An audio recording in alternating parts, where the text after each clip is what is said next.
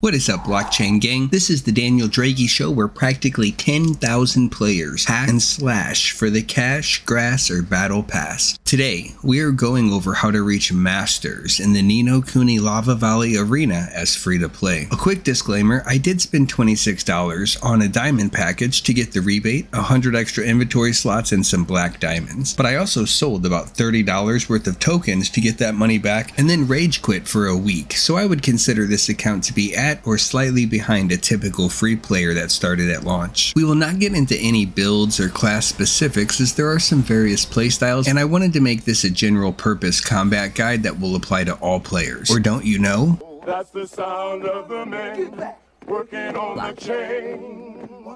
Gang. That's the sound of the man working on the chain. Gang. Can you even say it? Ooh, ah.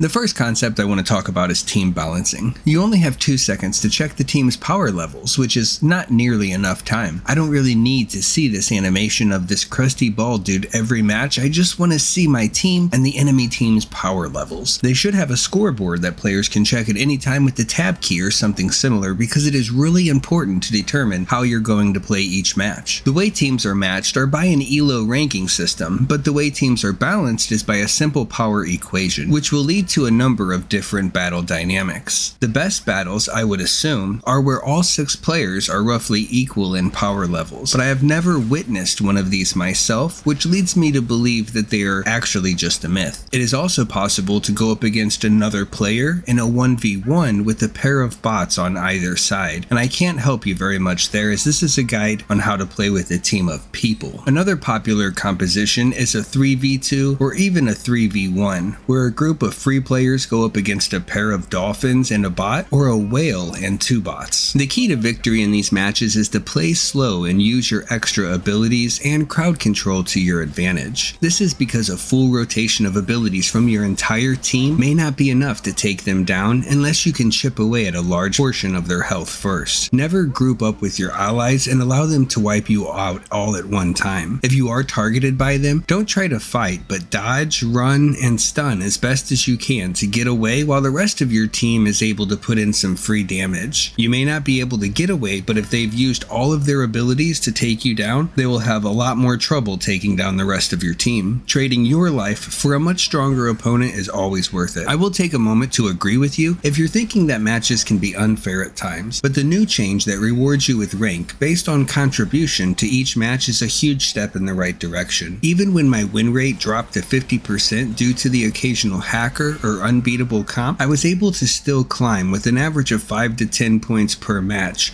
which rewards playing as many matches as possible and performing well regardless of if you win or lose. While it took 55 matches to get to Masters, I'm confident that if the new system was in place the whole time, it would have been done much easier in 40 or so, which means I may try to climb up higher than the top 7% next time. If you're fighting an even comp with bots on both sides, remember not to waste your abilities on bots when a single auto attack should do the trick. If you notice the enemy team expend their damaging abilities on your bot, it may be a good opportunity to attack them with an advantage in damage output. If we exclude all matches where we have to play around the bot imbalance, we still need to keep an eye out for the power imbalance. Oftentimes, 3 average players will be pitted against 2 weaker players and one that is much stronger than everybody else. If you are on the average team, again, you want to play slow and spread out to prevent the whale from taking everyone down with a single rotation of abilities. 90% of the time, the whale will be super aggro and not use the support of their team, allowing them to be picked off and leaving the other 2 members defenseless. If they're playing around their team, then you want to avoid the whale and take out the supports first. Wait for your cooldowns to come back and try to 3v1 the whale. It is important that you all attack from different directions, so even if you have to sack one player, you will win the trade overall, as your 2v2 is much stronger than theirs since the whale is dead. If you are on the team with the whale as one of the weaker members, you need need to go in with them,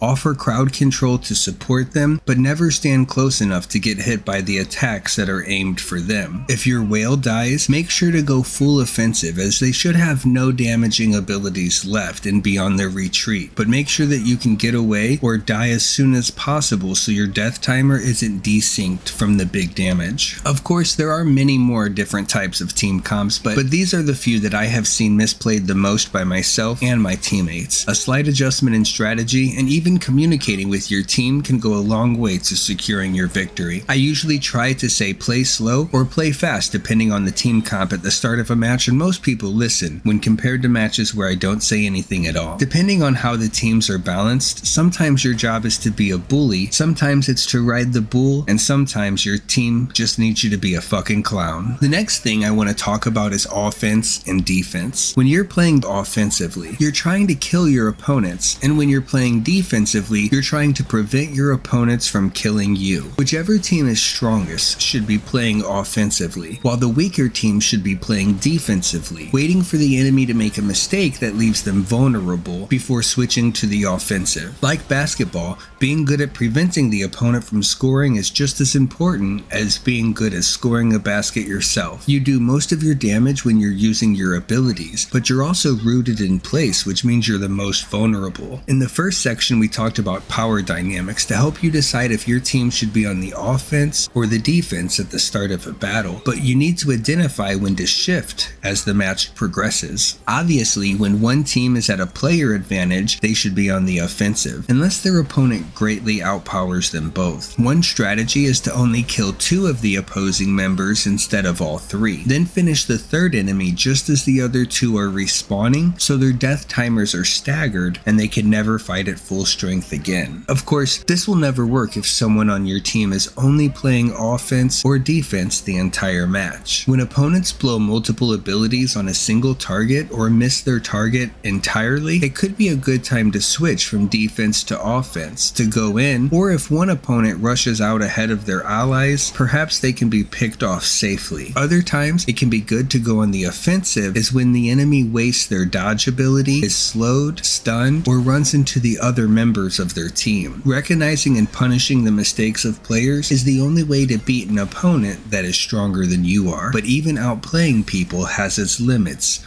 in a pay-to-win game. The next important topic I want to talk about is movement and positioning. This is the key to victory in PvP. While I made it to Masters without the movement speed buff from the Cash Shop subscription, I could not have done so without a level 7 passive speed buff. Many players make this mistake of using auto or just walking forward with their team in a giant death ball to stand and deliver because they don't understand the basic concepts of how damage works in this game. First of all, there are not any hit scan abilities. There's always a delay, followed by a cast animation, followed by another delay, followed by the ability effect. This order of operations means that once most abilities lock onto a target, you can just walk away to avoid the damage, instead of wasting your dodge to evade them. There are a few abilities that require dodge to evade, which should be saved for that purpose, as well as canceling your ability animations to get you to safety after trying to poke the enemy with a ranged attack, or for repositioning your character as quickly as possible. It is very easy to double or triple your damage output in this game without spending thousands of dollars, simply by waiting to use your ability until the team groups up. You can even force them to group up by using movement and positioning in a threatening but defensive way until they have nowhere else to go, and you could unload on them all at the same time. In order to do this successfully, you'll need to learn about spacing. Imagine a destroyer is standing in the center of the arena, and there are concentric circles around him, each representing the attack range of his abilities. As long as you are outside of that circle, you are safe, but the best place to be is right outside of that circle, so you're constantly threatening them at any time to encroach into their zone and attack. But if they try to attack you, you have enough space between the two of you to evade them without walking into your team and allowing them to do double or triple damage. If your team is playing offense and defense correctly while moving as a unit so they can always support each other without stacking up too closely so multiple people get hit by the same abilities, you should be able to win win most of your matches with relative ease. CC layering is very important in PvP outside of a 1v1 duel. If I land a stun, slow, or root on the entire enemy team, many teammates will make the mistake of going in with their damage abilities, which will not land on most targets due to the crowd control wearing off just in time and being able to buffer their dodge while stunned. Even if the ability lands, if it isn't fatal damage, they'll usually still escape. However, if my ally uses one of their crowd control abilities next, I can follow up with my damage abilities that will always land. And if a third ally comes in with their stun, then the target should be pretty easy to wombo combo from 100 to 0. Sometimes it's better to start off an offensive play with a slow because they're easier to hit, they do more damage, and they last for a longer period of time, which will help all of the following crowd control hit after that. The next tip is about baiting, which is more of a mind game than a skill. When baiting the enemy, you're trying to make yourself look weak